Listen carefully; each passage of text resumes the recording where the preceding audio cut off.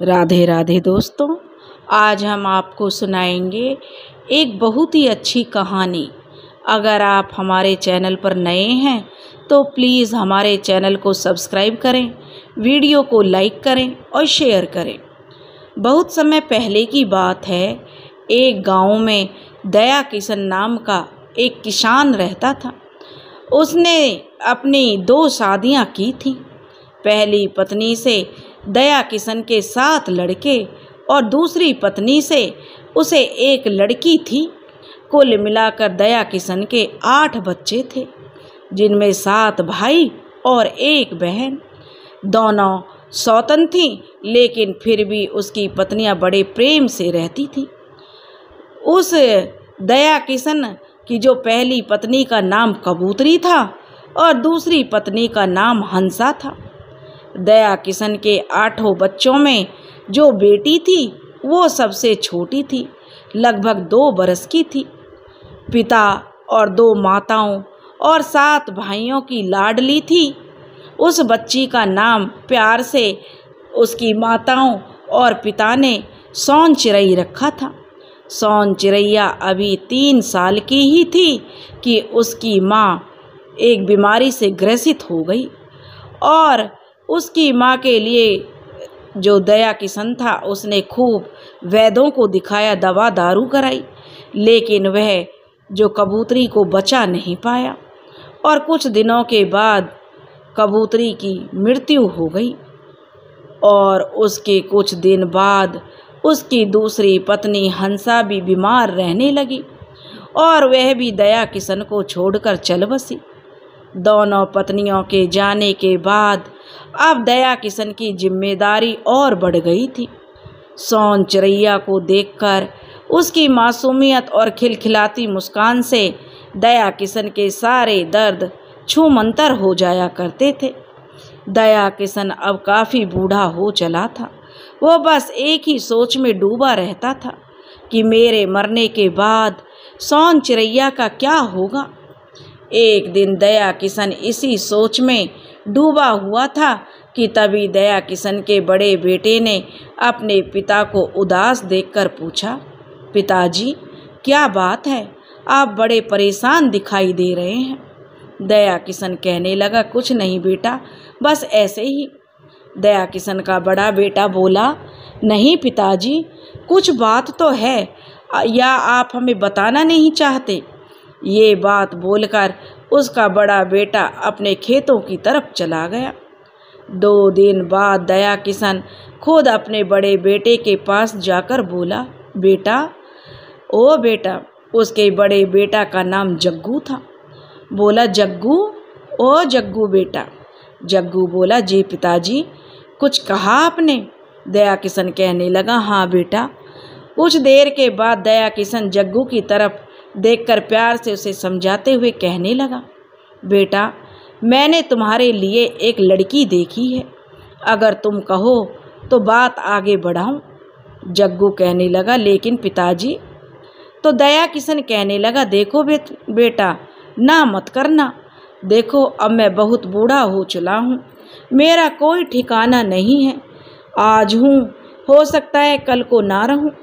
जग्गू पिताजी से कहने लगा, पिताजी आप ये कैसी बहकी बहकी बातें कर रहे हैं। तो दया किशन बोला, बेटा, आज मैं पूरे परिवार के हित की बात कर रहा हूँ। तुम्हारे छोटे भाइयों और तुम्हारी सबसे छोटी बहन, जिस पर 7 भाई अपनी जान तक छिड़कते हैं और अपनी जान न्यौछावर करने को तैयार रहते हैं, लेकिन कब तक बेटा। पिताजी की बात सुनकर जग्गू समझ गया कि पिताजी जो कह रहे हैं वह सब हम भाई बहनों की भलाई के लिए कह रहे हैं। जग्गू कहने लगा, ठीक है पिताजी, आप जो भी कहेंगे वह अच्छा ही हमारे लिए सोचेंगे। जग्गू के इस प्रकार कहने पर दया किशन खुशी से चहक उठा। इतने में ही दया किशन के सभी बेटे वहाँ पर आ गए। सोन चिरैया भी दोनों हाथों में रोटी का टुकड़ा लिए गिरते पड़ते किसी तरह अपने पिता के पास पहुँच गई। दया किशन ने सोन चिरैया को बड़े प्यार से अपनी गोद में बैठा लिया और बोला कि अब तो तुम्हें सोनचिरैया तुम्हारी भाभी माँ संभालेगी। भाभी माँ, बाकी के 6 भाई एक स्वर में बोल उठे, भाभी माँ? तो दया किशन कहने लगा, हाँ बेटो, भाभी माँ। कुछ दिन के बाद जग्गू की शादी बड़े धूमधाम से हो गई और जग्गू की पत्नी दयावती बहुत ही खूबसूरत और संस्कारी थी और उसने जल्दी ही पूरे घर को संभाल लिया था। दया किशन भी अपने बेटे की बहू के आचरण से बहुत प्रसन्न रहता था। दयावती का ज़्यादा समय सोनचिरैया के साथ ही बीतता था। दयावती और सोनचिरैया को एक साथ देखकर दया किशन के मन का बोझ हल्का हो जाता था। सोनचिरैया भी अपनी भाभी माँ से काफ़ी घुल मिल गई थी। तभी तो भाभी एक बात वह भाभी से कहती तो भाभी तुरंत उठकर उसका काम करती। रात के समय सभी लोग एक साथ बैठकर भोजन कर रहे थे। तभी दया किशन का दूसरा बेटा बोला, बाबूजी, भाभी को देखकर माँ की याद आ जाती है। दयावती मुस्कुराते हुए बोली, अच्छा, बातें बाद में कहना, पहले भोजन कर लो। समय बीतता गया और देखते ही देखते दया किशन ने अपने बाकी के बेटों की शादी भी कर दी। सातों बहुओं के आपसी प्रेम और सोनचिरैया के प्रति प्यार को देखकर दया किशन अब पूरी तरह चिंता मुक्त हो गया। एक दिन दया किशन घर गृहस्थी के सभी जिम्मेदारियों से मुक्त होकर वानप्रस्थ यानी वन को चला गया। उस जमाने में वानप्रस्थ जरूरी होता था। पिता दया किशन के जाने के बाद इन सातों भाइयों का ध्यान भी जो विशेष प्रकार से अपनी छोटी बहन सोनचिरैया पर ही था। धीरे धीरे समय बीतने लगा और अब सोनचिरैया 12 बरस की हो गई थी। उसके सातों भाई दूसरे राज्य में जाकर नौकरी करने लगे। वे जब कभी घर वापस आते तो सभी भाई साथ में ही आते थे। हर बार की तरह इस बार भी सोनचिरैया के सातों भाई घर जाने के लिए चल दिए। जब सातों भाई घर को चले तो रास्ते में जग्गू अपने छोटे भाई चमन से बोला, चमन, सोनचिरैया के लिए कुछ कपड़े और खिलौने खरीद लेते हैं। तो चमन कहने लगा, अरे भैया, यह कोई कहने की बात है। फिर चमन तीसरे भाई को देखकर कहने लगा, क्यों मदन? मदन बोला, बड़े भैया, आप भी बेकार की चिंता करते हो, आपके 6 छोटे भाइयों के होते हुए। और मदन के इस प्रकार कहने पर जग्गू ने कहा, अच्छा भाई, गलती हो गई, माफ़ कर दो। यह कहकर जग्गू हंसने लगा। जग्गू को हंसता देखकर सभी भाई हंसने लगे और सभी भाई हंसते बतियाते सभी बाजार में गए और पूरे बाजार में घूमते घूमते एक बड़े सी दुकान को देखकर, जो कि सिर्फ खिलौनों से ही भरी पड़ी थी, जग्गू मदन से कहने लगा, ओ मदन। मदन कहने लगा, हाँ भैया। तो सभी भाई एक साथ ही जग्गू के पास आकर खड़े हो गए। सभी लोगों को देखकर जग्गू बोला, आ गए तुम सब लोग, कहाँ चले जाते हो तुम लोग? 5वें भाई छगन ने कहा, कुछ नहीं भैया, हम सभी लोग कपड़े की दुकान पर थे। जग्गू बोला, अच्छा छोड़ो यह सब बातें, तुम सभी लोग बताओ कि सोनचिरैया के लिए कौन सा खिलौना सबसे अच्छा होगा। सबसे छोटा भाई जो भजनू था उसने कहा, अरे भैया, सभी खिलौने एक से बढ़कर एक हैं, आप जो भी खिलौना पसंद करेंगे हम सभी भाइयों की वही पसंद होगी। तभी एक भाई धर्मू ने कहा, वह थोड़ा मजाकिया अंदाज में बोला, बड़े भैया, भाभी के लिए कुछ लिया कि नहीं आपने? जग्गू मुस्कुराते हुए कहने लगा, बहुत शैतान हो गया है रे, तो साफ साफ क्यों नहीं कहता कि बहू के लिए भी कुछ लेना है। जग्गू के इस प्रकार कहने पर धर्मू चुप हो गया। कुछ देर बाद सभी लोग एक साथ हंसने लगे। जग्गू दुकानदार से कहने लगा, भाई साहब, ये काठ का घोड़ा कितने का है? दुकानदार बोला, बाबूजी 2 कौड़ी का है। जग्गू ने कहा, ठीक है, और कहते हुए 2 कौड़ी देकर खिलौनों के साथ साथ बहुत सारे कपड़े और मिठाई खरीदकर सभी सातों भाई अपने घर की ओर चल दिए। घर जाते ही सभी लोगों ने सोनचिरैया को पास बिठाकर उसको बहुत प्यार करने लगे, दुलार करने लगे और बक्से को खोलकर उसके सामने रख दिए। मदन ने कहा, सौंचरैया हमारी प्यारी बहन, देखो तुम्हारे लिए हम नए नए कपड़े, खिलौने और मिठाई भी लाए हैं। इतने में सौंचरैया की सातों भाभियां भी आकर खड़ी हो गईं। सातों भाभियों ने बारी बारी से अपने अपने बक्से खोले और सामान निकालने लगी। सातों भाइयों के बक्सों में सौंचरैया को ज़्यादा सामान और खुद की पत्नियों के लिए एक एक साड़ी थी। यह सब देखकर जो दया किशन की सारी बहुएं जल भुन उठी और झिझकते हुए घर में चली गईं। उसी रात को खाना खाने के बाद सभी भी जब सौंचरैया सो जाती थी, तब सभी लोग अपनी अपनी पत्नियों के पास जाते थे। जग्गू जब घर में जाते तो देखते कि उसकी धर्म पत्नी दयावती कोने में बैठी सिसक रही थी। जग्गू ने कहा, अरे क्या हुआ भाग्यवान, तुम ऐसे क्यों रो रही हो? हम इतने दिनों के बाद आए हैं, आज तो तुम्हारे खुश होने का दिन है। दयावती सिसकते हुए सिर्फ रोए जा रही थी। जग्गू कहने लगा, अरे भाग्यवान, अब रोना बंद करो और साफ साफ बताओ क्या बात है। दयावती रोते हुए कहने लगी कि आप जो हमारा ख्याल नहीं रखते। जग्गू कहने लगा, भाग्यवान, हम तो आप पर खुद से ज़्यादा विश्वास करते हैं। दयावती कहने लगी, तो फिर किसके लिए हैं? तो फिर मेरे लिए एक साड़ी लाकर और अपने जो छोटे भाइयों के सामने मेरा अपमान कर दिया। दयावती के इस प्रकार कहने पर जग्गू समझ गया। जग्गू ने बड़े प्यार से उसे समझाते हुए कहा, भाग्यवान, अब रोना बंद कीजिए, आगे से ऐसी गलती नहीं करूँगा, अब तो चुप हो जाओ। दयावती उस समय तो चुप हो गई, लेकिन उसके मन में सौंचरैया के प्रति ईर्ष्या और नफरत के अंकुर फूट चुके थे, जिसे दयावती ने जाहिर नहीं होने दिया। कुछ दिनों के बाद सौंचरैया के सातों भाई परदेश जाने लगे तो दया किशन की सातों बहुएं दरवाजे पर आकर खड़ी हो गईं और जग्गू ने सौंचरैया की ओर इशारा करते हुए बहुओं से कहा कि सौंचरैया का ख्याल रखना, और ये बोलकर सातों भाई चले गए। सातों भाइयों के जाने के बाद दयावती कुटिल मुस्कान के साथ अपनी देवरानियों की तरफ देखने लगी। उसके बाद सातों सौंचरैया को चारों तरफ से घेर लेती हैं कि भाभियों के इस प्रकार खड़ा होने से और आसपास के लोग भी अपने अपने घरों में चले गए। अगले दिन सौंचरैया रोज की तरह देर तक सोती रही। सभी भाभियां आई और पलंग के चारों तरफ सौंचरैया के पास खड़ी हो गई। दयावती बड़े गुस्से में बोली, ओहो, ये देखो राजकुमारी जी अभी तक सोई हुई हैं। फिर कड़क आवाज में बोली, ए चल उठ। कहते हुए सौंचरैया का पैर पकड़कर एक ही झटके में पलंग से नीचे पटक दिया। नीचे गिरने से सौंचरैया को चोट लग गई, जिससे उसकी नींद टूट गई।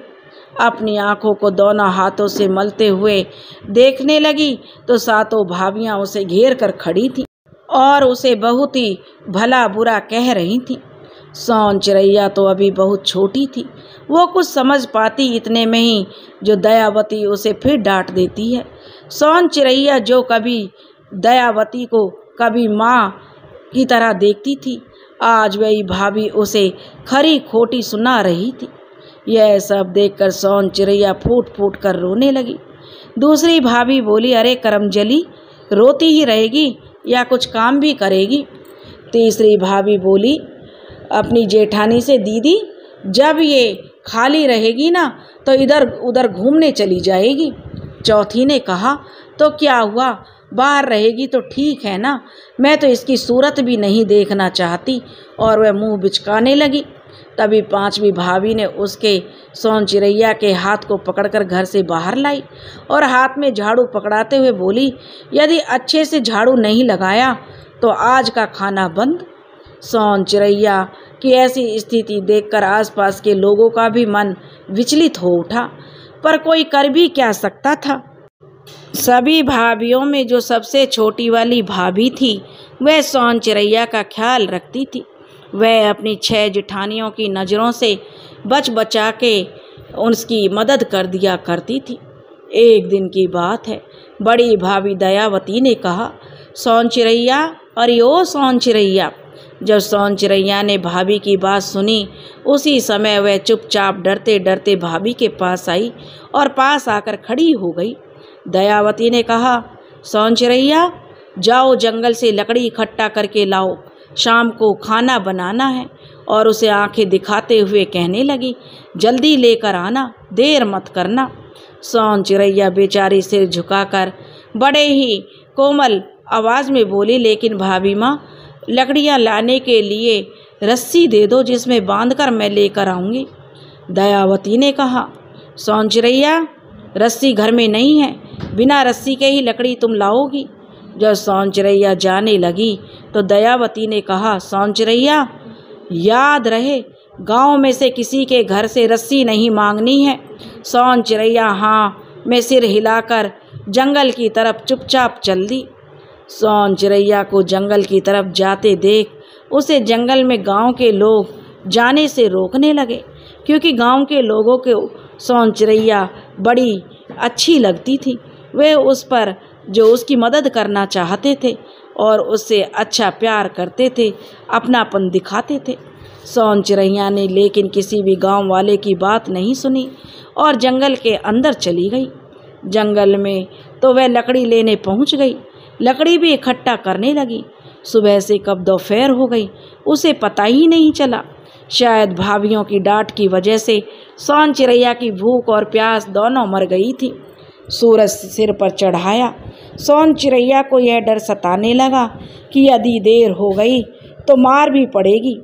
यह सोचकर सोन चिरैया जल्दी जल्दी सारी लकड़ियों को इकट्ठा करके अपने सिर पर रखने लगी। जैसे ही सोन चिरैया लकड़ियों को अपने सिर पर रखती, सारी लकड़ियां बिखर जाती। उसने यह कई बार किया, लेकिन 2-3 बार करने पर भी वह लकड़ियों को इकट्ठा नहीं कर पा रही थी और सारी लकड़ियां बिखर जाती थी। वह सोचने लगी, इन्हें कैसे घर ले जाऊंगी।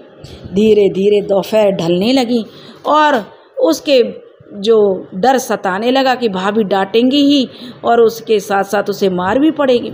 सोन चिरैया का बेचारी का भूख और प्यास के कारण गला भी सूखने लगा था। भाभियों का डर अलग से था। सोन चिरैया वहीं पर बैठकर रोने लगी। उसी स्थान पर कुछ ही दूरी पर नागराज एक बहुत ही बड़ा सर्प लेटा हुआ था और रोने की आवाज़ सुनकर उस नागराज की नींद भंग हो गई। नागराज इधर उधर देखने लगे पर उन्हें कुछ नज़र नहीं आया। नागराज को लगा शायद ये उनका वहम है। नागराज फिर सो गए। तभी रोने की आवाज़ फिर सुनाई दी। नागराज से अब रहा नहीं गया। वह उसी दिशा की तरफ चल दिए जिस दिशा से आवाज़ आ रही थी। नागराज कुछ दूरी पर ही रुक गए। सोन चिरैया को देखकर नागराज को उस पर दया आ गई। नागराज सोन चिरैया के पास जाकर उससे पूछने लगे, तुम कौन हो बेटी? तुम क्यों रो रही हो और इस बियाबान जंगल में कैसे आई? सोन चिरैया रोते हुए उस सर्प को सारी बात बता देती है कि कैसे उसकी भाभियों ने बिना रस्सी के उसे लकड़ियां लाने के लिए बोला है और इसलिए वह रो रही थी। और कहती है कि मेरा नाम सोन चिरैया है, मैं पास के गांव से आई हूँ। नागराज कहते हैं, बेटी बहुत ही अच्छा नाम है तुम्हारा। और कुछ देर रुककर नागराज कहते हैं, बस इतनी सी बात के लिए रो रही हो? सोन चिरैया रोते हुए नागराज को देखती है तो नागराज प्यार से कहते हैं, बेटी तुम एक काम करो, मैं ज़मीन पर लेट जाता हूँ, तुम सारी लकड़ियों को इकट्ठा करके मेरे ऊपर रख दो। जब मैं अपनी पूँछ से लपेट लूँगा तो तुम उन सारी लकड़ियों को अपने सर पर रखकर अपने घर पहुँचा देना। नागराज की बात सुनकर सोन चिरैया की आंखों में चमक आ गई। तभी उसे याद आया कि भाभी ने कहा है कि किसी से मदद नहीं मांगना। यह सोचकर वह फिर चुप हो गई। नागराज उसके मन की बात समझ गए। नागराज ने समझाते हुए कहा, सोन चिरैया तुम बस अपने घर के दरवाजे तक मुझे पहुंचा देना, बाकी मैं संभाल लूँगा, जल्दी करो बेटी।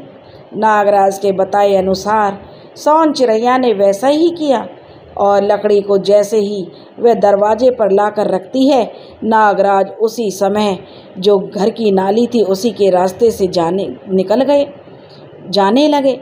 पर जाते जाते सोन चिरैया को वचन देकर गए कि सौंचिरैया बेटी, जब भी तुम संकट में पड़ोगी तो मुझे याद करना, मैं उसी क्षण तुम्हारी मदद के लिए उपस्थित हो जाऊंगा।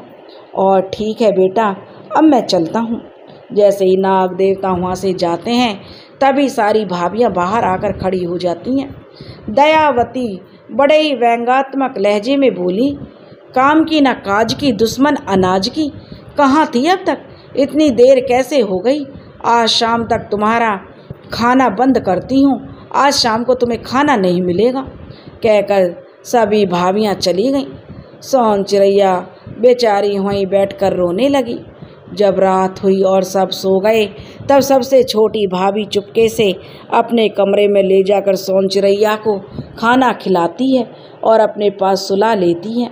सुबह का समय था। दयावती सभी देवरानियों सहित चुपचाप बैठी थी। सभी की सब इसी सोच में डूबी हुई थी कि बिना रस्सी के इतनी सारी लकड़ी कैसे इस सौंचिरैया ने ला दी।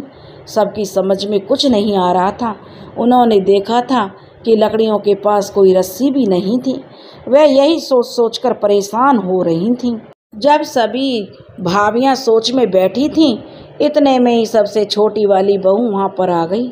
उसे देखकर दूसरी वाली बहू कहने लगी, चापलूसी करते हुए बोली, दीदी, कल आपने बोला था ना कि उसको। जब सभी इसी सोच में बैठी हुई थी कि इतने में ही छोटी वाली बहू वहाँ पर आ गई। उसे देखकर दूसरी वाली चापलूसी करते हुए बोली, दीदी, कल आपने कहा था ना कि सौंचिरैया को खाना नहीं देना है, तो इस महारानी ने उसे भरपेट खाना खिलाया और इतना ही नहीं, उसे अपने पास भी सुलाया है। दयावती बोली, अच्छा? वह छोटी बहू से बोली कि बहू, किससे पूछकर उसको खाना खिलाया है तुमने? छोटी बहू डरते हुए मगर चालाकी से बोली, दीदी जी, आपने ही तो कहा था कि सौंचिरैया को शाम तक खाना मत देना, मैं तो रात में उसे खाना खिलाई हूँ। दयावती अपनी नाक सिकोड़ते हुए बोली, ठीक है, तुम जाओ और अपना काम करो। छोटी बहू झट से वहाँ से जो चली गई और दयावती अपने आप से बड़बड़ाती हुई बोली, मेरी समझ में नहीं आ रहा कि बिना किसी के मदद के, बिना रस्सी के इतनी सारी लकड़ियाँ वो कैसे लेकर आई। तीसरी वाली बोली, हाँ दीदी, यही बात तो मेरी समझ में भी नहीं आ रही है, यह सब कैसे हो गया। चौथी वाली बोली, दीदी, मुझे तो लगता है जरूर किसी ने उसकी मदद की होगी। और दयावती आंखों से घूरती हुई बोली, मदद? वो भी इसकी? वह हंसते हुए बोली, ठीक है, तो देखते हैं आज इसकी मदद कौन करता है। कुछ देर बाद सौंचिरैया जैसे ही खाना खाकर उठी तभी आवाज़ आई उसकी बड़ी भाभी कहने लगी, अरे ओ महारानी, कहाँ मर गई? सौंचिरैया बोली, आई भाभी माँ। दयावती के पास जाकर वह कहने लगी, भाभी माँ, आपने बुलाया? सौंचिरैया को पास आया देखकर दयावती ने बड़ी चतुराई से कहा कि सौंचिरैया, आज जो घर में पहले मिट्टी की चक्कियाँ होती थीं, उनसे ही दाल वगैरह दर लिया करते थे। तो वह कहने लगी, सौंचिरैया देखो, हमारा जो घर की जो दाल दरने वाली थी, मिट्टी से जो चारों तरफ बनाते थे, उसे जाता कहा जाता था, वह फूट गया है। और अगर हम घर से बाहर दाल दलने जाएंगे तो इसमें हमारी जगहसाई होगी, तो क्या तुम्हें अच्छा लगेगा? इसलिए बिना किसी के घर गए दाल को दर लो और शाम होने से पहले उसे ठीक कर लो। सौंचिरैया दबी हुई नज़रों से पोटली की तरफ देखती है। दयावती बड़ी कुटिल मुस्कान के साथ कहती है, सौंचिरैया, ये ज़्यादा थोड़े ही ना है, बस 4-5 सेर होगी और इसे दर दो। कहते हुए दयावती वहाँ से चली जाती है। सौंचिरैया की आंखों में आंसू की धार बह निकली, क्योंकि वह नहीं जानती थी, वह तो बच्ची थी कि बच्ची कभी सबके दिलों की धड़कन थी। आज वही धड़कन अपनों के प्यार के लिए तड़प रही थी। पांचवी भाभी ने कहा, अब खड़ी क्यों हो? तभी तीसरी वाली भाभी ने दाल की पोटली को उठाकर सौंचिरैया के सिर पर रखते हुए कहा, जाइए राजकुमारी जी, जाकर जाइए। और कहकर सभी भौजाई एक साथ हंसने लगी। बेचारी सौंचिरैया सर पर अरहर की पोटली लिए रोते हुए फिर जंगल की तरफ चल दी। 7वें नंबर वाली भाभी सारे दृश्य को देखकर अपने आप को रोने से नहीं रोक पाई थी। सोन चिड़ैया फिर उसी वन में जाकर एक पेड़ के नीचे बैठ गई। पोटली खोलकर देखती है। अरहर के बड़े बड़े दाने देखकर सोन चिड़ैया सोच में पड़ गई कि इसकी मैं दाल कैसे बनाऊंगी, यह तो बहुत ही कठोर है।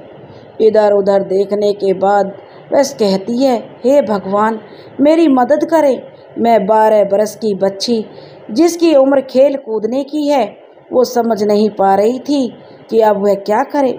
बहुत कोशिश करने पर भी यह दाल नहीं बना सकी। 2 पहर बीत गए। अब देर होने लगी और वह फिर से रोने लगी। उसी पेड़ पर एक तोता बैठा था। उसने रोने की आवाज़ सुनी और उसी आवाज़ की तरफ उड़ चला। वह तोता सोन चिड़ैया के पास जा बैठा और उससे पूछने लगा, तुम कौन हो बेटी, क्यों रो रही हो? सोन चिड़ैया बोली, तोता मेरा नाम सोन चिड़ैया है। मेरे 7 भाई हैं जो परदेश में रहते हैं। मेरी 6 भाभियों ने यह अरहर की पोटली दी है और कहा है कि मैं बिना जाता के किसी के घर जाए बिना और यह दाल दड़ के ले आओ। इतना कहते ही वह फबक फबक कर रोने लगी। तोता को उस बच्ची पर दया आ गई। उसने तुरंत अपनी मधुर वाणी में बोला, बस इतनी सी बात सोन चिड़ैया, बेटी अब तुम चुप हो जाओ। तुम्हें पता है मैं चुटकी भर में पूरी अरहर को दाल बना दूंगा। तोता के इस प्रकार कहने पर सोन चिड़ैया आश्चर्य भरी नज़रों से तोता को देखते हुए बोली, तोता आप सच बोल रहे हो? तोता बोला, हाँ, लेकिन इसके लिए तुम्हें अपनी आंखें बंद करनी होंगी सोन चिड़ैया। सोन चिड़ैया खुश होकर बोली, ठीक है, मैं अभी अपनी आंखें बंद कर लेती हूँ। यह कहते हुए सोन चिड़ैया ने अपने दोनों हाथों से अपनी आंखों पर रख लिए। तभी तोते ने 2 बार आवाज़ लगाई कि इतने में वहाँ पर बहुत सारे तोते आ गए और ज़मीन पर बिखरे हुए सभी दानों को देखते ही देखते उन्होंने फोड़ डाला। तोते ने सभी तोतों को धन्यवाद बोला और सभी तोते जो उनको सभी को धन्यवाद बोलकर उड़ गए। तोता सोन चिड़ैया से बोला, बेटा आंखें खोलो देखो।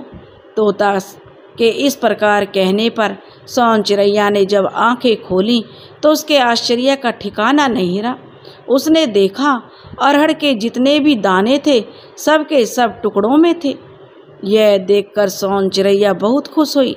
फिर तोते को उसने प्रणाम करके तोते को विदा किया और खुशी खुशी अरहर की दाल की पोटली को समेटते हुए घर की तरफ निकल गई। रास्ते में उसे एक औरत मिली।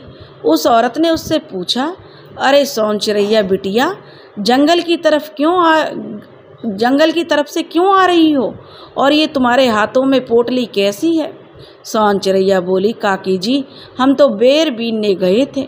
औरत को समझते हुए देर नहीं लगी।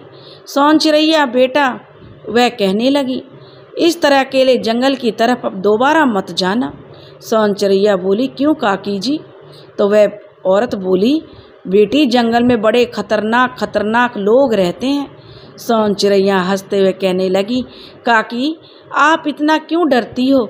जंगल के पशु पक्षी भी तो हमारे मित्र हैं। आप चिंता ना करें, मुझे कुछ नहीं होगा। वह औरत सोन चिड़ैया के चेहरे पर हाथ फेरते हुए बोली, हाँ अब तो बड़ी जो हो गई है। सोन चिड़ैया बोली, अच्छा काकी देर हो रही है, मैं समय से घर नहीं पहुंची तो मेरी भाभियां परेशान हो जाएंगी। यह कहते हुए सोन चिड़ैया वहाँ से निकल गई। सोन चिड़ैया जब घर पहुंची और भाभियों के सामने पोटली को रखते हुए दाल को दिखाया तो यह नज़ारा देखकर सोन चिड़ैया की भाभियों का मुंह खुला का खुला रह गया। सबकी आवाज़ बंद हो गई। सभी भाभियां सोन चिड़ैया को बस घूरे जा रही थीं। करें तो क्या करें? सभी जो भुनभुनाती हुई घर के अंदर चली गईं। तभी सोन चिड़ैया की सबसे छोटी भाभी आई और सोन चिड़ैया को अपने कमरे में लेकर गई। सोन चिड़ैया को उसने पलंग पर बैठाते हुए बड़े प्यार से कहा, सोन चिड़ैया आप यहाँ बैठो, मैं अभी आपके लिए खाना लेकर आती हूँ। सोन चिड़ैया बोली, अरे भाभी जी मेरी बात तो सुनो। कहते हुए उसने अपनी भाभी के हाथों को पकड़ लिया और मुस्कुराने लगी। भाभी कहने लगी, अरे वाह सोन चिरैया, आज तो हमारी ननंद जी बड़ी खुश नज़र आ रही हैं। सोन चिरैया बोली, वही बात तो हम आपको बताना चाहते हैं भाभी। सोन चिरैया की भाभी यह कहते हुए रसोई घर में जाने को उठी और बोली, सोन चिरैया, मैं तुम्हारे लिए खाना लेकर आती हूँ, तभी मैं आपकी सारी बातें सुनूंगी, ठीक है ना? तुमने सुबह से कुछ नहीं खाया है।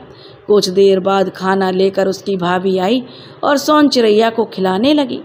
खाना खाते समय सोन चिरैया ने जंगल की सारी घटनाओं के बारे में अपनी भाभी को बताया। भाभी मुस्कुराते हुए कहने लगी, सोन चिरैया, तुम बहुत प्यारी हो, कोई भी तुम्हारी मदद करने से पीछे नहीं हटेगा। इन दोनों ननंद भाभी की बातों को सुनकर चौथे नंबर वाली भाभी ने सभी को सारी बातें बता दी। दयावती अपने दांतों को पीसते हुए बोली, मेरी समझ में नहीं आ रहा कि इसे ऐसा कौन सा काम दूं। तभी जिस भाभी ने सोन चिरैया की सारी बातें सुनी थी वह कहने लगी कि दीदी, सोन चिरैया के कहे अनुसार यदि तोता ही उसकी मदद कर रहा है तो कोई ऐसा काम दो जो उसके सामने तोता भी विवश हो जाए। दयावती कुछ देर सोचने के बाद कुटिल मुस्कान हंसते हुए बोली, तोता महाराज, अब आप क्या करेंगे? अपनी देवरानियों की तरफ देखते हुए सुबह की प्रतीक्षा वह करने लगी। अगली सुबह सबसे छोटी भाभी रसोई घर में खाना बना रही थी। तभी दयावती कहने लगी, राजकुमारी जी, अभी तक सोई हुई हैं क्या? तभी सोन चिरई दयावती के पास आई और बोली, हाँ भाभी जी, कोई काम है तो बता दो, मैं सारे काम चुटकी में कर दूंगी। दयावती मन ही मन मुस्कुराने लगी। कुछ देर बाद वह वहाँ से चली गई। उस दिन में से 6 भाभियाँ काम के बजाय बिना मतलब के उसे डांटने लगी, कभी काम काज को लेकर तो कभी खाने को लेकर, कभी कभी माँ बाप के ना होने का ताना मारने लगी, कभी कभी तो कड़वी बातों का भी इस्तेमाल करने लगी। 6 भाभियाँ जब तब उस बच्ची को कष्ट देती रहती थी, तब तक मानो उनका भोजन नहीं पचता था, जब तक कि वे उसे दुखी ना कर लें। सोन चिरैया भी से झुकाकर चुपचाप उनकी यातनाओं को सहती और मुस्कुराती रहती। इसी तरह 2 महीने का समय बीत गया। एक दिन सोन चिरैया की सबसे छोटी भाभी के मायके से खबर आई कि उसके पिताजी की तबीयत बहुत खराब है। यह खबर सुनने के बाद छोटी भाभी मायके जाने लगी। तभी सोन चिरैया दौड़कर छोटी वाली भाभी के पीछे से पकड़कर रोने लगी। छोटी भाभी उसे प्यार से समझाते हुए बोली, सोन चिरैया, चिंता मत करो, मैं बहुत ही जल्दी वापस आ जाऊंगी। सोन चिरैया की छोटी भाभी अपने मायके चली गई। अब सोन चिरैया इन 6 चुड़ैलों के बीच डर कर रहने लगी। इन लोगों की डांट खानी पड़ती और वह सोचती, अब मुझे कौन बचाएगा। सोन चिरैया की सबसे छोटी भाभी अपने मायके चली गई। अब सोन चिरैया इन 6 भाभियों के बीच में सोचने लगी, अब डर कर रहना पड़ेगा, इन लोगों की डांट खानी पड़ेगी तो मुझे कौन बचाएगा। यह सब सोचकर सोन चिरैया और डर गई। छोटी बहू के जाने के बाद तो 6 भाभियाँ जोर शोर से ठहाका लगाने लगीं। 2 दिन बाद की बात है। दया किशन की सारी बहुएं छोटी तो थी नहीं। दयावती ने इतराते हुए जो सोन चिरैया से कहा, राजकुमारी जी का पता है कहाँ पर है वो? तो दूसरी बोली, राजकुमारी जी तो घर के बाहर झाड़ू लगा रही है। तीसरी ने कहा, दीदी, आज कोई ऐसा काम देना जिसे वो ना कर पाए। चौथी बोली, अरे जो भी करना हो अच्छे से करना। 5वीं ने आश्चर्य से कहा, पता नहीं ये सारा काम इतनी सरलता से कैसे कर लेती है, जरूर यह कोई जादू टोना जानती होगी। सोन चिरैया की छठी भाभी ने कहा, हाँ दीदी, ये जादू टोना करती होगी, तभी तो बिना रस्सी के लकड़ी लाई और बिना जाता के ही दाल बना लाई। सबकी बातें सुनने के बाद दयावती बोली, हाँ। कुछ देर बाद दयावती फिर बोली। दयावती ने कहा, जो छठी देवरानी की तरफ देखकर, जरा राजकुमारी जी को बुलाना तो। छठी देवरानी कहने लगी, अभी बुलाती हूँ दीदी। और कहकर वो घर से बाहर निकली और सोन चिड़ैया को आवाज़ लगाने लगी, राजकुमारी जी, ओ राजकुमारी, कहाँ मर गई? आज जल्दी आओ, भाभी माँ तुम्हें बुला रही हैं। बोलकर उसकी भाभी अंदर चली गई। उधर सोन चिड़ैया अपनी सखी बेला से बात कर रही थी। बेला कहने लगी, अरे सखी, लग रहा है तेरी भाभी तुझे बुला रही हैं। सोन चिड़ैया कहने लगी, बेला, अब मुझे जाना होगा, नहीं तो मुझे बहुत डांट पड़ेगी। जैसे ही सोन चिड़ैया जाने के लिए मुड़ी, वैसे ही बेला उसे रोकते हुए बोली, सखी, जंगल की तरफ जब जाना हो तो मुझे भी बता देना, मैं भी चलूँगी तुम्हारे साथ। सोन चिड़ैया इशारों में जो उसे चुप चुप किसी ने सुन लिया तो उससे बोलने लगी। बेला धीरे से इशारों में बोली, किसी को भनक भी नहीं लगेगी, ठीक है ना? अच्छा जा, नहीं तो तेरी भाभियाँ तुझे डांटेंगी। जैसे ही सोन चिड़ैया जाने को मुड़ी ही थी कि बेला रुक रुक कर कहने लगी, रुक। सोन चिड़ैया इधर उधर देखते हुए बोली, अब क्या हुआ?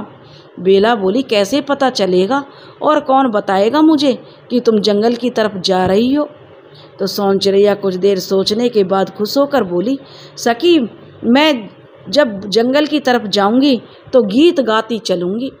बेला बोली, अच्छा, तो ये भी बता दो कि कौन सी गीत गाओगी तुम? सोन चिड़ैया जाते जाते बोली, निमिया की डारिया मैया डारे झुलवा। जब तक सोन चिड़ैया चली नहीं गई तब तक बेला मंद मंद मुस्कान के साथ उसे देखती रही। जब सोन चिड़ैया आंखों से ओझल हो गई तो बेला भी चली गई। इधर जब सोन चिड़ैया घर गई तो सारी भाभियों ने उसे खूब खरी खोटी सुनाई।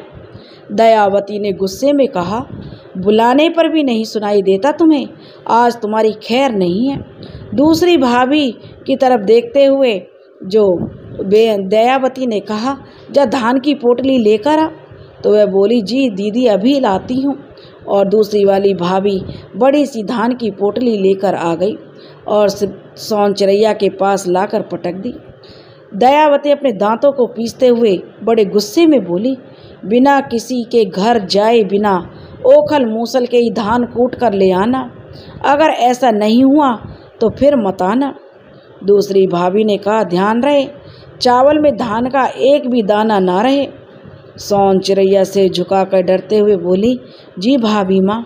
और बोलते हुए धान की पोटली को सिर पर रखते हुए घर से बाहर निकल पड़ी। लेकिन आज उसके चेहरे पर रोज की तरह दुख के बादल नहीं थे, क्योंकि आज उसकी सखी बेला भी उसके साथ जाने वाली थी। उसकी इस हरकत को देखकर सोन चिड़ैया की भाभियों को बहुत आश्चर्य हो गया। जंगल में जाते समय सोन चिड़ैया वही देवी का गीत गुनगुनाने लगी, जिसे सुनकर बेला भी सोन चिड़ैया के साथ होकर जंगल की तरफ निकल चली। जंगल में दोनों सखियां साथ साथ चलती हुई आपस में बातें करती हुई चली जा रही थीं। बेला बोली, सखी, मुझे तो विश्वास ही नहीं होता। सोन चिड़ैया बोली, किस बात का? बेला बोली, यही कि तुम्हारी मदद पशु पक्षी भी करते हैं। सोन चिड़ैया बोली, तुम्हें मुझ पर यकीन नहीं है ना सखी, आज तुम्हें भी यकीन हो जाएगा। देखते हैं सखी, मुझे तो लगता है आज तुम्हारी मदद को कोई नहीं आएगा। सोन चिड़ैया बोली, क्यों सखी, तुम्हें ऐसा क्यों लगता है? तुम्हारी इन बातों से तो मेरा दिल बैठा जा रहा है। बेला बोली, अरे अरे सोन चिड़ैया, इसमें घबराने की कोई बात नहीं है, मैं तो बस मजाक कर रही थी। तुम इतनी मासूम हो कि बिना कहे कोई भी तुम्हारी मदद कर सकता है। दोनों आपस में बातें करती जा रही थी। चलते चलते दोनों सहेली जंगल के बीचों बीच खुले मैदान में एक वृक्ष के नीचे बैठ गईं। वह वृक्ष बहुत ही बड़ा था। दोनों सखी बैठकर पोटली को खोलने लगीं। यह देखकर बेला अपने सिर को पकड़ते हुए बोली, अरे बाप रे, इतना धान! कहते हुए सोन चिड़ैया की तरफ देखने लगी। उसकी मासूमियत, उसका शांत स्वभाव, हर गम को खुशी से अपनाना, किसी के भी सामने हर वक्त खुश रहना, यह सब सोचते हुए जब बेला अपनी सखी की आंखों में देखती है तो मानो सोन चिड़ैया की आंखें सारे दर्द को बयान कर रही हों। यह देखकर बेला अंदर ही अंदर रो पड़ी। फिर अपनी बातों को घुमाते हुए बेला ने पूछा, अरे सोन चिड़ैया, ओखल मूसल तो है ही नहीं, हम धान कूटेंगे कैसे? सोन चिरैया मुस्कुराते हुए बोली, हे सखी, भाभी माँ का आदेश है, मैं गांव में बिना किसी के घर जाए, बिना ओखल मूसल के इन सारे धान को कूट कर घर ले जाना है मुझे। तो दोनों बच्ची ही छोटी थी, बुद्धि भी दोनों में बच्चों जैसी थी। सोन चिरैया परेशान होकर कहने लगी, क्या करूं सखी, मेरी तो जो कुछ समझ में नहीं आ रहा है। तो बेला कहने लगी, सखी तुम चिंता मत करो, मैं कोई उपाय करती हूँ। सोन चिरैया कहने लगी, सखी तुम रहने दो, तुम बैठो, मैं सब कुछ कर लूँगी। तुम तो जानती हो ना, यदि मेरी भाभियों को यह सब पता चलेगा कि बेला ने उसकी मदद की है, यह चावल तैयार किया है बेला की मदद से, तो मुझे कितनी डांट पड़ेगी। बेला अपनी आंखों को मटकाते हुए बोली, सखी जब पता चलेगा तभी तो वो तुम्हें कुछ बोलेंगी, तुम्हें मेरी कसम है। सोन चिरैया मन ही मन बोली, माँ बाप के जाने के बाद मेरे सातों भाई और एक तुम ही तो हो जो मेरे जीने का कारण है। अपने आप से बड़बड़ा रही थी सोन चिरैया कि इतने में बेला खुश होकर चिल्लाते हुए जोर से बोली, सखी मिल गया मिल गया। वे दौड़ते हुए आ रही हैं। सोन चिरैया जब बेला की तरफ देखती है तो देखती है उसने दोनों हाथों में पत्थर के टुकड़े ले रखे थे और उसकी तरफ आ रही थी। देखकर सोन चिरैया बड़ी खुश हुई। जब बेला उस पत्थर से धान को फोड़ती तो साथ में चावल का दाना भी पिस जाता, जिससे सोन चिरैया और बेला परेशान हो गई। बेला कुछ देर सोचने के बाद बोली, सखी तू रुक, मैं अभी आई। सोन चिरैया, इस जंगल में कहाँ जा रही हो सखी तुम? बेला बोली, यहीं पास में एक जो गोंड जो पुराने ज़माने में दाना भूनते हैं, शायद वहाँ कुछ मिल जाए। बेला के जाने के बाद सोन चिरैया इंतज़ार करने लगी। ज़्यादा समय बिताने पर भी बेला नहीं आई तो वह डरने लगी, उसे कुछ हुआ तो नहीं। और अपनी भाभियों का डर और सखी के ना आने से सोन चिरैया ज़ोर ज़ोर से रोने लगी। उसकी आवाज़ सुनकर एक चिड़िया आई और पास आकर बोली, क्या बात है बेटी, तुम क्यों रो रही हो? सोन चिरैया बोली, गौरैया मेरी भाभियों ने यह धान की पोटली दी है, बोली कि बिना ओखल मूसल के ही धान कूटकर चावल बनाकर लाओ।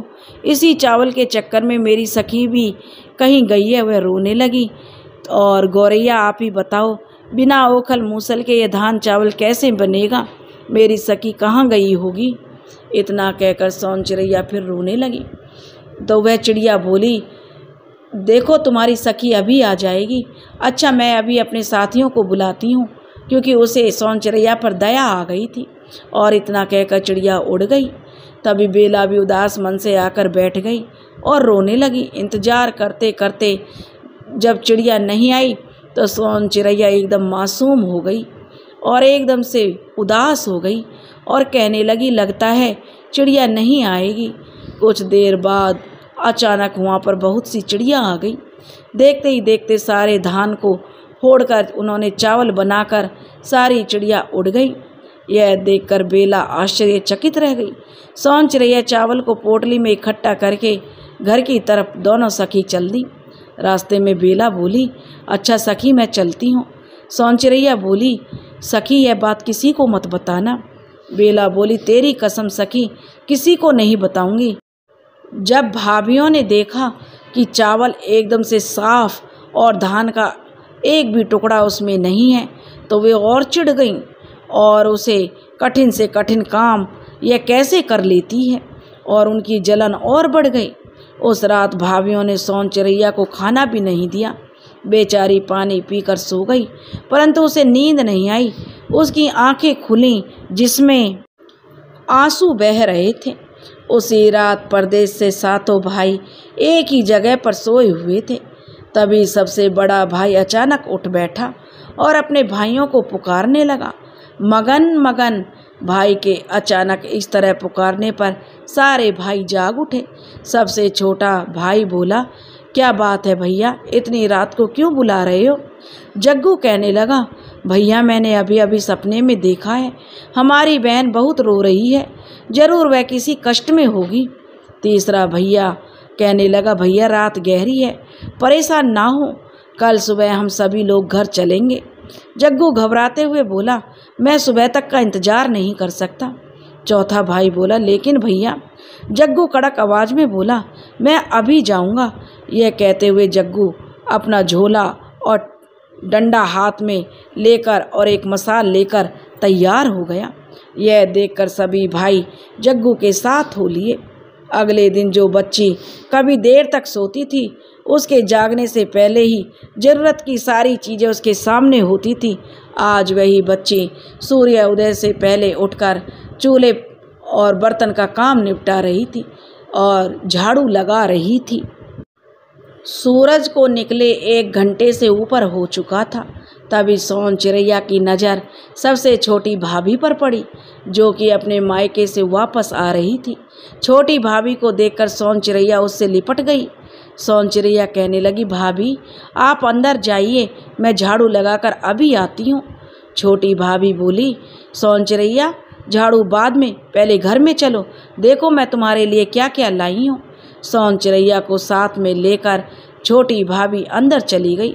कुछ देर बाद 6 भाभियाँ आईं और बड़ी भाभी एक काले रंग का कंबल सोन चिरैया को देते हुए बोली, सोन चिरैया जाओ, यह कंबल गंदा हो गया है, इसे धोकर सफ़ेद करके लाओ।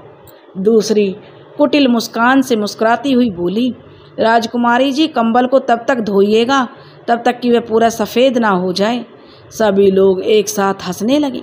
चौथी हंसते हुए बोली, यदि कंबल सफ़ेद नहीं हुआ तो फिर अपनी शकल भी मत दिखाना। सोन चिरैया आंखों में आंसू लिए अपनी भाभियों को देखने लगी और चुपके से कंबल को उठाकर नदी की तरफ चल दी। यह सब देखकर सोन चिरैया की सबसे छोटी भाभी अपनी जेठानियों से कहती है, दीदी आप लोग कितना बड़ा पाप कर रही हैं, इसका परिणाम बहुत बुरा होगा। काले रंग का कंबल सफ़ेद कैसे होगा? 5वें नंबर वाली आंख दिखाते हुए बोली, बुरा होगा तो हमारा होगा, इससे तुम्हें क्या है? इस प्रकार का जवाब पाकर वह भी चुप हो गई। बेचारी सोन चिरैया कंबल को धोते धोते सुबह से दोपहर, दोपहर से शाम होने को आई, लेकिन कंबल सफ़ेद नहीं हुआ। आज उसकी मदद करने कोई नहीं आया। भूख प्यास और रोने के कारण वह थक गई थी, और थी तो वह बच्ची ही, सिर्फ 12 साल की। वह इसी सोच में थी कि कंबल सफ़ेद क्यों नहीं हो रहा है। जब उसने यह सोचा कि भाभियों ने क्या कहा है, वह उसी क्षण बेहोश होकर गिर पड़ी। उसके साथों भाई भी उसी रास्ते से घर की तरफ आ रहे थे। तीसरे नंबर वाला भाई सोन चिरैया पर सबसे पहले उसी की नज़र पड़ी। वह बोला, बड़े भैया कहीं वह हमारी प्यारी बहन तो नहीं है? जग्गू डांटते हुए बोला, चुप रहे, हमारी प्यारी बहन यहाँ क्यों आएगी? चौथे नंबर वाला बड़े प्यार से बोला, चलो भाई एक बार हमें चलकर देख लेना चाहिए। जग्गू बोला, ठीक है चलो देखते हैं। जब सातों भाइयों ने अपनी छोटी बहन सोन चिरैया को इस हाल में देखा तो सबकी आंखें फटी की फटी रह गई, कलेजा फट गया। सातों भाई फूट फूट कर रोने लगे। जग्गू हाथ जोड़कर रोते हुए बोला, मैंने तो कभी सपने में भी नहीं सोचा था कि मेरी फूल जैसी बहन को इतना कष्ट होता होगा। किसी तरह सोन चिरैया होश में आई। आंखों के सामने भाइयों को देखकर सोन चिरैया उनसे लिपटकर खूब रोई और सारी बातें अपने भाइयों को बता दी। सातों भाई अपनी बहन को छिपाकर घर आ गए। जग्गू सभी जो बहुओं को बुलाता है और पूछता है, हमारी प्यारी बहन सोन चिरैया कहाँ है? बड़ी वाली दयावती मुस्कुराते हुए कहती है, कहीं गई होगी घूमने, पहले आप पानी पी लीजिए। दूसरी बोली, भाई साहब आप जानते नहीं हैं, देर तक सोना दिन भर खेलना ही तो उसको आता है, आप लोग पानी पीजिए, वो आती होगी। और जग्गू गुस्से में कहता, नहीं, जब तक सोन चिरैया नहीं आएगी हम लोग पानी नहीं पिएंगे। तभी बड़ी वाली चीख कर बोली, इतना भी विश्वास नहीं है हम पर? तभी छोटा वाला भाई बोला, सोन चिरैया को आवाज़ लगाता है, सोन चिरैया। सोन चिरैया उसी क्षण आ जाती है। उसे देखकर सभी भाभियों के मुंह खुले के खुले रह जाते हैं। जग्गू दांत पीसते हुए बोला, विश्वास? और तुम पर? इतना कहने के बाद सभी भाइयों ने डंडा लेकर उन सभी जो बहुओं की खूब पिटाई की। जग्गू कहने लगा, छोटे? सभी भाई एक साथ में बोले, जी भैया। जग्गू बोला, आज से इस घर में इन 6 लोगों के लिए कोई स्थान नहीं है, इन्हें घर से बाहर निकाल दो। सोन चिड़ैया कहती है, नहीं भैया, ऐसा मत करो, और अपने भाइयों को ऐसा करने के लिए मना कर देती है। बाद में 6 भाभियों ने सोन चिड़ैया से माफ़ी मांगी और कहा कि ऐसा काम वो दोबारा नहीं करेंगी। दोस्तों, अगर आपको हमारी कहानी पसंद आई हो तो प्लीज़ हमारे चैनल को सब्सक्राइब करें, वीडियो को लाइक करें और शेयर करें। राधे राधे।